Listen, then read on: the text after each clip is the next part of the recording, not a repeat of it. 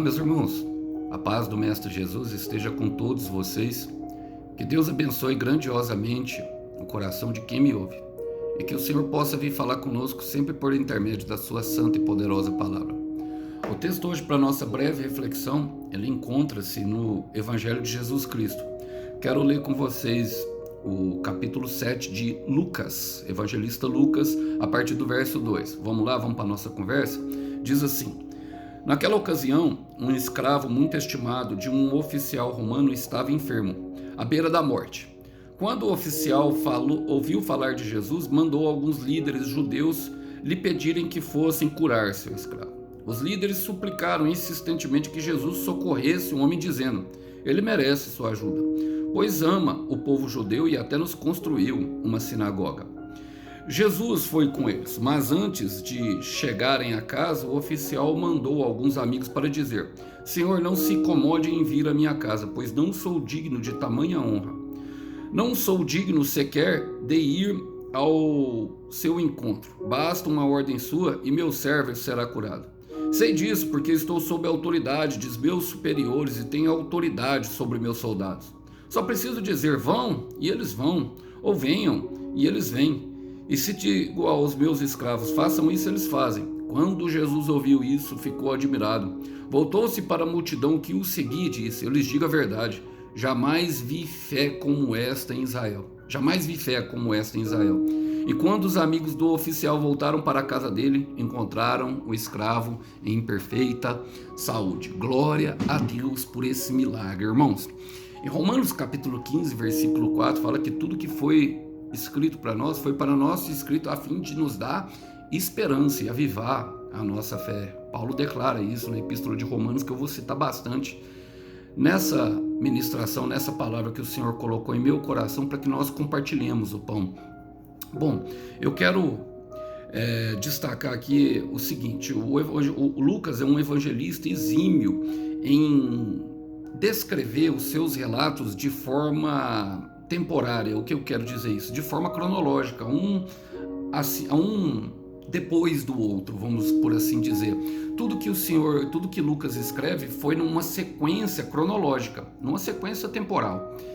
E o Senhor vem no capítulo 6, Lucas vem descrevendo sobre ele, sobre como nós devemos amar os nossos inimigos e interceder por aqueles que nos perseguem. Não julgar os outros, porque à medida que nós vamos julgar, nós seremos julgados. Ele relata ele dá a ideia de uma árvore boa e uma árvore ruim, que uma árvore é conhecida pelos seus frutos.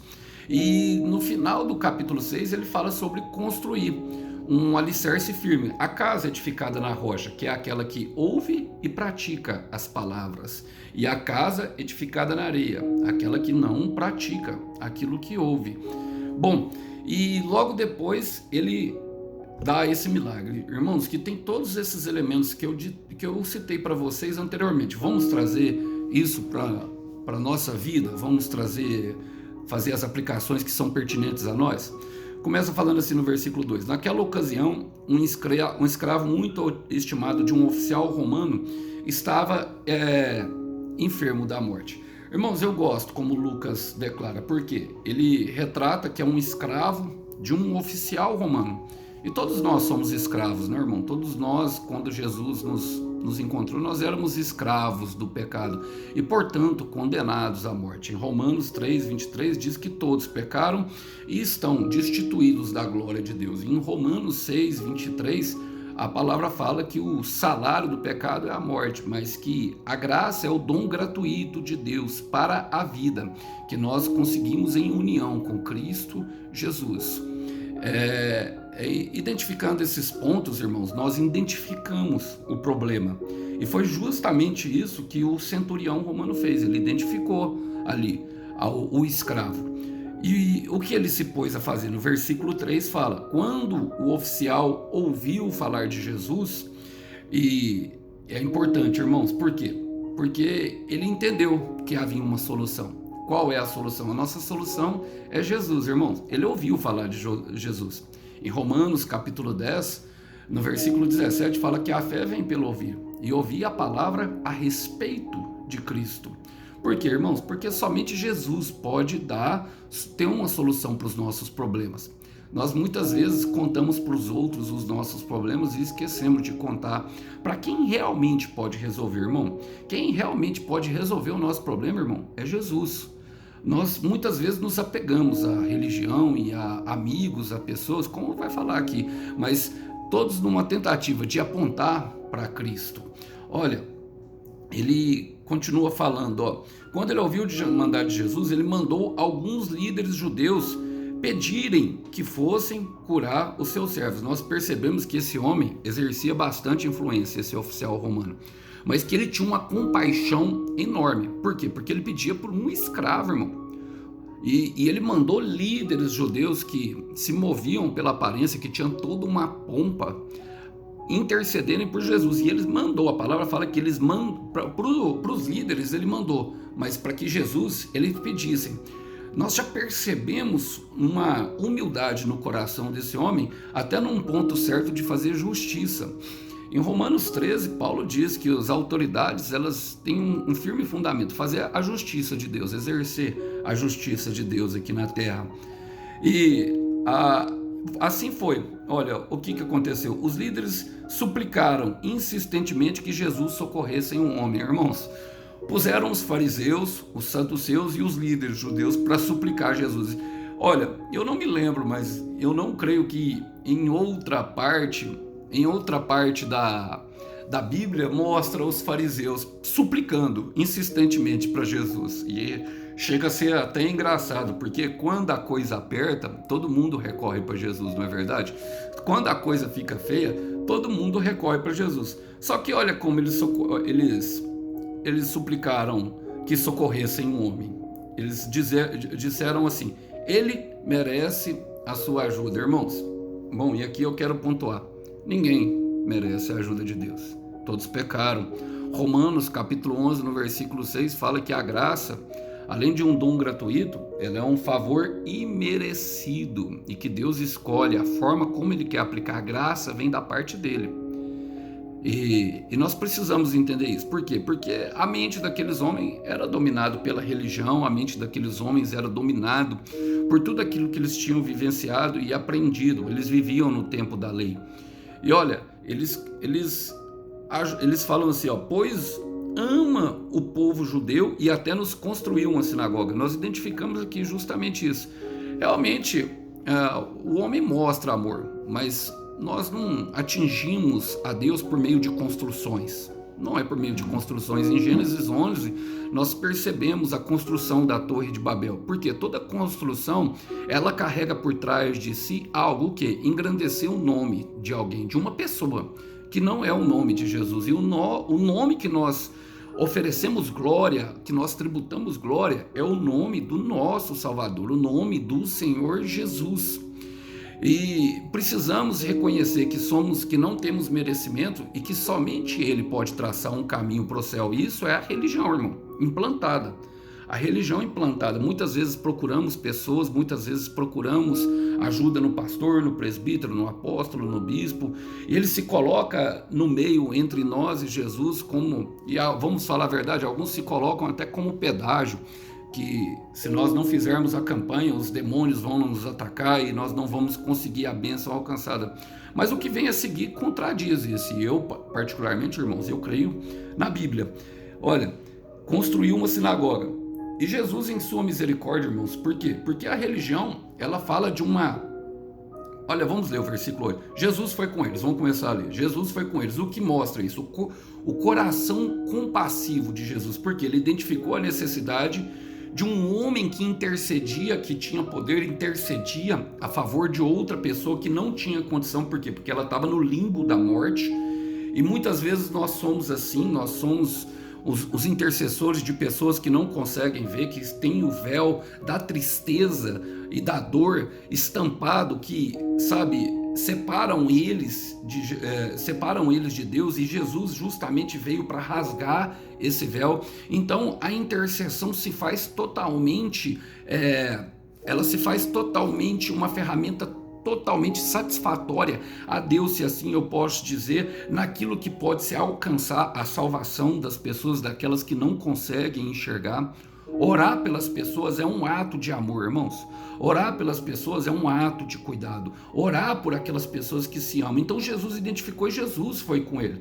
E a religião mostra isso. Nossa desespera, por nós não sabermos como fazer, nós vamos até uma igreja. E eu não estou dizendo, pregando aqui contra a igreja, não, irmão, contra o templo. Nós devemos expressar e cultuar ao Senhor numa expressão de fé coletiva, vamos dizer assim, mas a igreja ela é secundária, irmãos. Ela é secundária. O primário ainda é o reino de Deus, o primário ainda é o Senhor Jesus e a palavra de Deus. E tudo que nós podemos fazer por Ele, a obra que Ele colocou em nosso coração.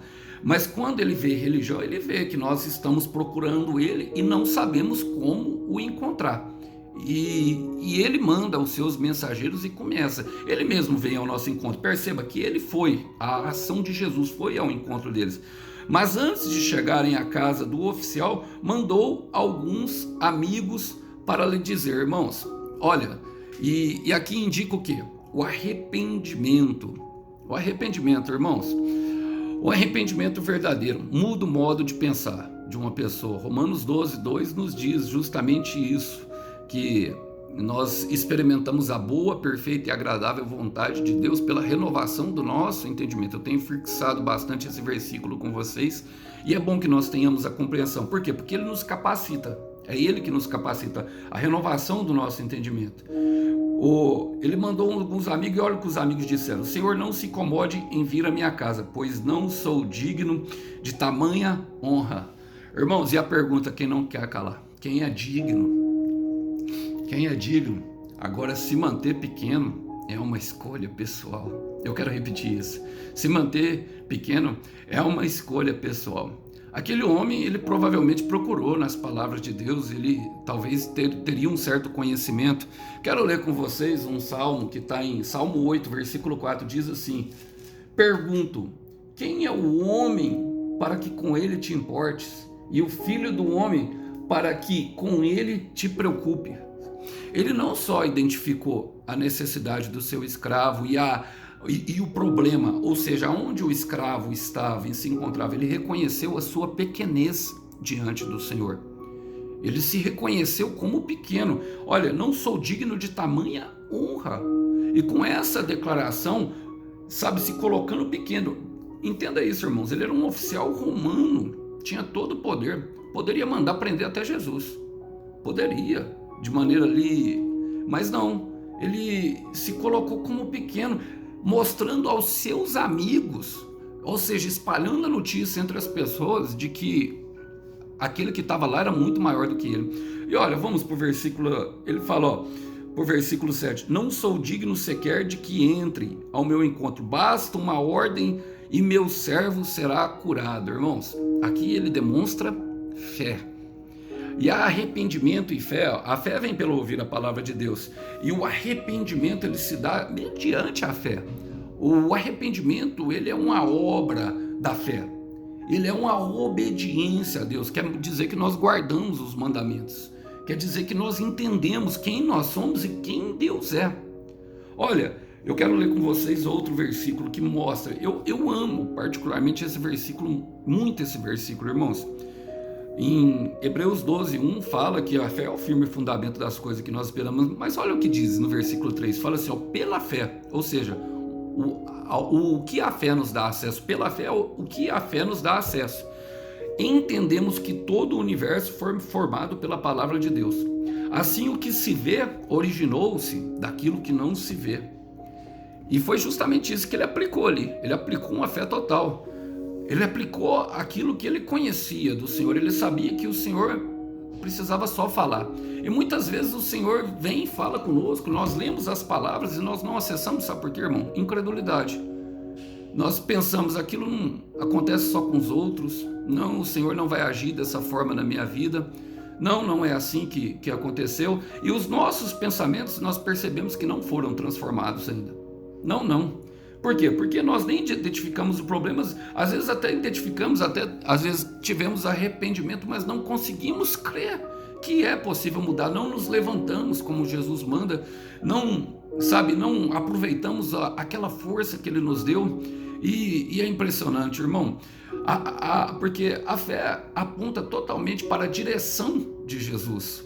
E olha, ele continua, ele explica por que ele tem fé. Ele fala, ó, sei disso porque estou sob a autoridade, diz meus superiores, e tenho autoridade sobre os meus soldados. E só preciso dizer, vão e eles vão, e venham e eles venham. E eu digo aos meus escravos, façam isso e eles fazem. Irmãos, e é impressionante, por quê? Porque são as nossas vivências, e ele vivenciava isso diante ali, que Deus mostra para nós justamente o quanto, o quanto nós podemos crer nele. Quando nós olhamos para tudo ao nosso redor, meus irmãos, nós já percebemos que tudo aquilo que existe, por exemplo, se você começar a observar o céu, as árvores e a natureza, se nós começarmos a observarmos essas coisas, nós perceberemos que tem uma mente superior por trás de tudo aquilo. Mas mais do que isso, irmãos, tudo aquilo que nós temos vivenciado, tudo aquilo que nós temos justamente reconhecido diante das nossas vivências, ou seja, das nossas experiências no nosso dia a dia, se nós olharmos bem no profundo delas, nós vamos perceber que há a mão de Deus em tudo. E essa fé, esse arrependimento nos leva justamente a isso. Olha, em Provérbios capítulo 3, versículo 6, fala, reconheça o Senhor em todos os seus caminhos, e Ele endireitará as suas veredas.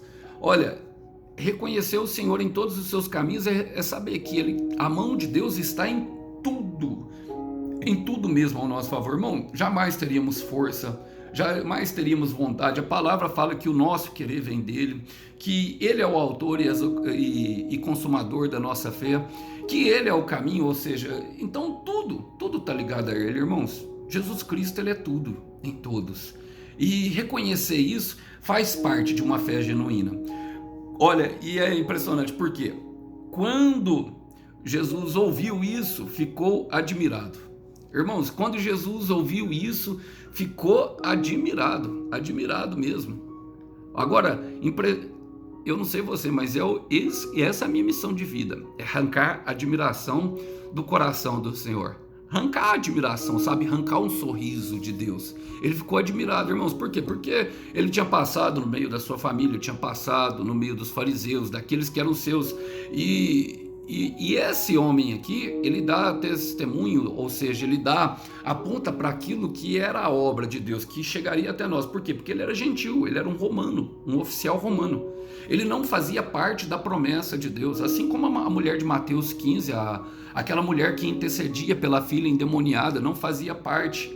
Jesus fala para ela, fala assim, eu vim primeiro para os meus, só que os deles o rejeitaram, mas aquele homem não. Aquele homem provou ser um homem bastante de fé e Jesus ficou admirado. E o que acontece quando Jesus fica admirado, irmão? Algo que precede um milagre. Tem pessoas que têm vivenciado isso. Eu estou pregando para pessoas que Deus tem consertado já tem começado a endireitar as suas veredas, já tem começado a endireitar os seus caminhos, já tem começado a dar testemunho da sua pessoa. E coisa maravilhosa, irmãos, é quando Deus começa a falar sobre nós para as pessoas. Eu quero declarar sobre a sua vida e profetizar. Deus vai declarar, vai soprar o teu nome, irmão. Deus vai soprar o teu nome, meu irmão, para pessoas que você nem conhece. E isso, o testemunho de Deus ao seu favor, ele abre portas. E as portas que Deus abre, ninguém fecha.